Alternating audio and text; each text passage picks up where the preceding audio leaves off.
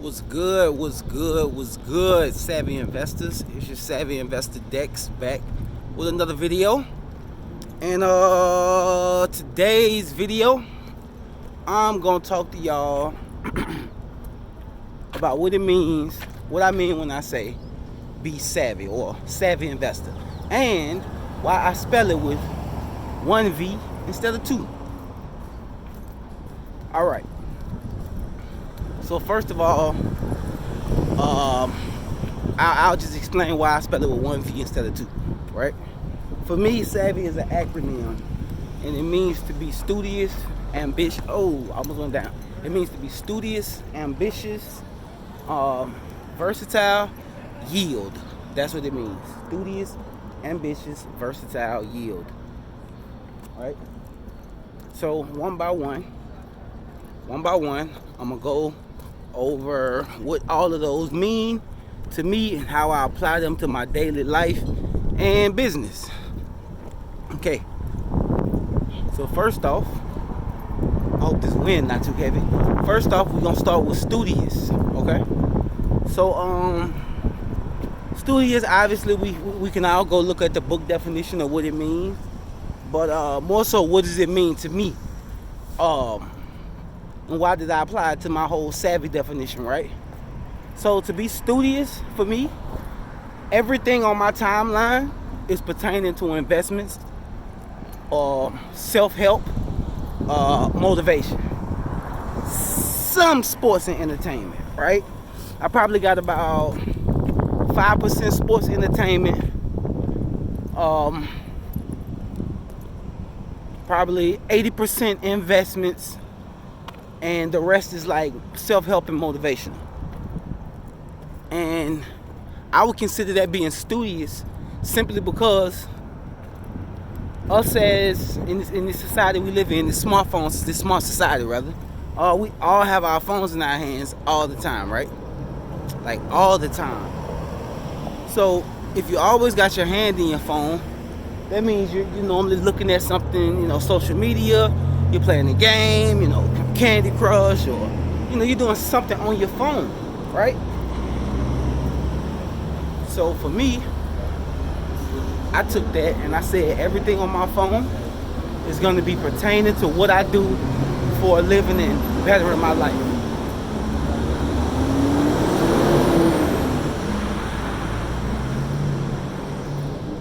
Loud ass truck. But yeah. So for me, studious is always studying. Like you're always studying. The stuff that you feed in your brain is always positive or pertaining to your business. Something that's gonna always be of value to you. Even when you sick of looking at it, maybe you tired of seeing the same person, maybe you're tired of hearing the same thing, But sometimes, motivation is kind of like fuel. It's fuel, right? It's fuel for your body. Outside of food, that's the literal fuel. But motivation is like that premium that you gas yourself up with when you're feeling down. Sometimes it's hard to find that gas. So for me, if it's plastered all over my phone, I'm going to always have it in my face. I'm going to always have a source of motivation in my face. And I'm going to always be studying because I'm going to always be learning about new investments, or at least learning what other people are doing. The NFT space, the Ethereum, the Bitcoin, all this stuff, that's the day trading, all this stuff that's going on in this society that we live in. You want to be tapped into that stuff. You want to be tapped into these YouTube channels, people that's talking about it. Like, I wake up every morning, my notifications, it's real estate notifications, it's Bitcoin, coin in general notifications, and motivation, like I just said. So all that, in my opinion, encompasses what it means to be studious and pertaining to savvy. Okay? The next one, ambitious, right? Now clearly we all know what ambitious is. But I personally think ambition is only real when it's tested. So that's part of being savvy. Being savvy is being ambitious. Savvy people tend to be ambitious. But it's easy to be ambitious when things are going right. So when things going wrong, that's when that ambition really gonna show itself. Because that your ambition is gonna outweigh whatever's going wrong, you know? And normally you have things tied to your ambition, like your why. Why do I get up and do what I do? You know? So ambition is a fairly easy concept to get. Okay? Versatile. Let's get to that one. Super important. Super duper important, right? I'm not gonna say if you're not versatile, you won't make it. But I personally think if you're not versatile in business or just in life,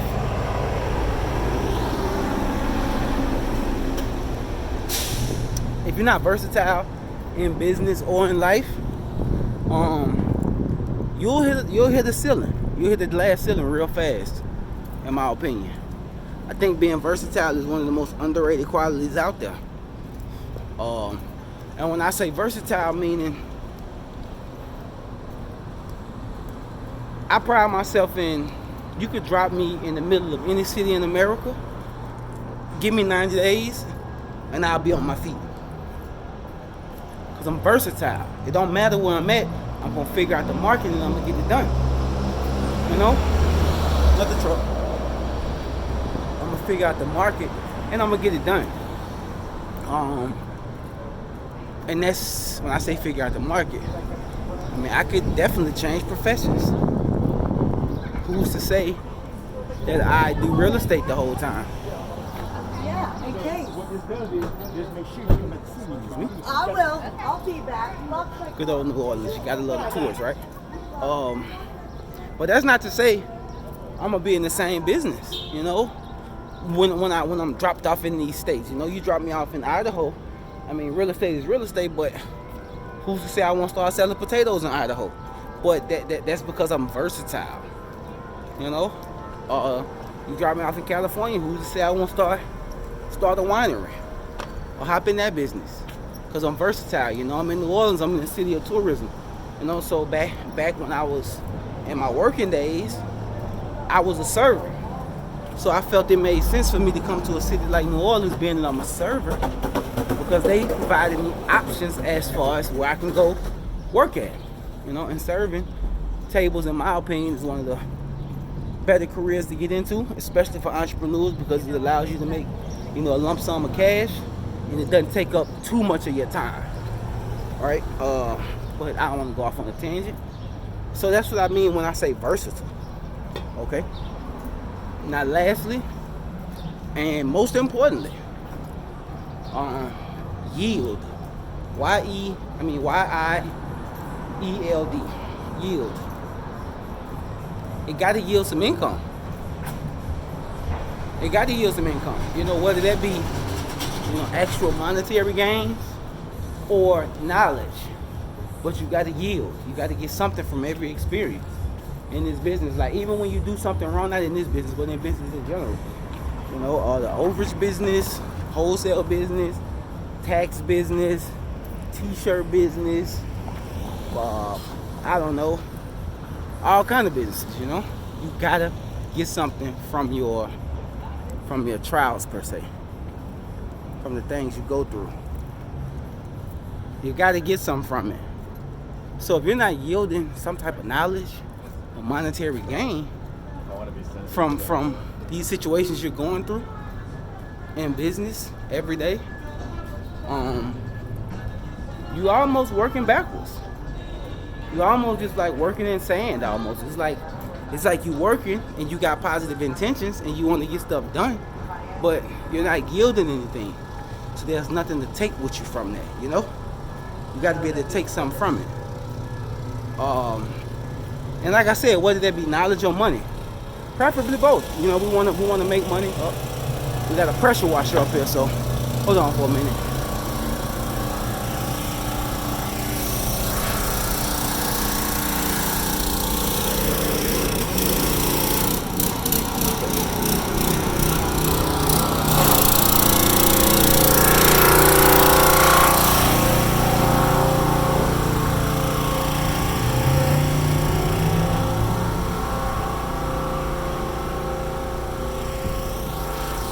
All right, boom. I'm back. So that's what I mean when I say yield. And this is for everybody that wonders why I spell Savy, S-A-V-Y, instead of S-A-V-V-Y. And I'll give you a quick example of what it means to be savvy, like a real-time example. So I'm working an overage case. It was only one person's name on title, right? However, we need to get an agreement and a POA on his wife, because that's who we bought the house with now. But her name wasn't on the title. Somehow or another, her name was in the paperwork. Now, I found this out through doing what? Working with the lawyer. That's what I did. Now, me doing this on my own probably would have been a hiccup. I could have submitted the motion to withdraw the funds, and the court's like, nope, we can't give it to you because of X, Y, and Z. But I'm working with a lawyer, an actual lawyer that knows this field pretty well, and he's able to tell me what's going to be the hurdles for the most part before we get there. So I'm able to learn this business, not necessarily as I go, but I'm kind of able to learn it on the fly, you know? Able to learn it on the fly. And that's part of the benefits of getting a lawyer. So with this case, I get her agreement signed yesterday. Day before yesterday, dropped off to the lawyer's office, and then he tells me that we need to get a certificate of mortgage, right? I never heard of it before. So I reach out to my resources, my mentor, my lawyer. We speak about it. My mentor tells me, well, I can get a certificate of mortgage. So today, this is Friday. I normally go down to the courthouse on Monday, Wednesday, and Fridays, source my leads. However, I'm not only going to source my leads today, but I'm going to stop by the mortgage and conveyance office, and I'm going to get a certificate of mortgage, and I'm going to drop it off to my lawyer, and I consider that being savvy, you know, because simply put, my lawyer told me he has people that can get this information for him, but it would have cost $150. So normally doing volume, now I will say this, once you scale your business, you do get to a time and point where you'll be able to incur those costs because it makes more sense. But for me in the beginning, I would say your first 2 years in business, you should probably do most of whatever you can do yourself. And that's because you're going to know the ins and outs of it. Not only are you going to know the ins and outs of it, you're going to be able to build a relationship with the people you need to build a relationship with. So when I'm about to go in this mortgage and conveyance office, I actually know the lady I'm looking for. I spoke with her a couple of months when I had a couple of wholesale deals going. I was subject to in some properties, right? So I got a relationship built there. Now I'm able to go in here and figure out what this is, how I get it, do I pay X, Y, and Z. But yeah, man, I just wanted to come to y'all real quick and speak to y'all about what it means to be savvy, what it means to me. Y'all be dope, y'all be light, y'all be savvy. It's your Savvy Investor Dex out of here.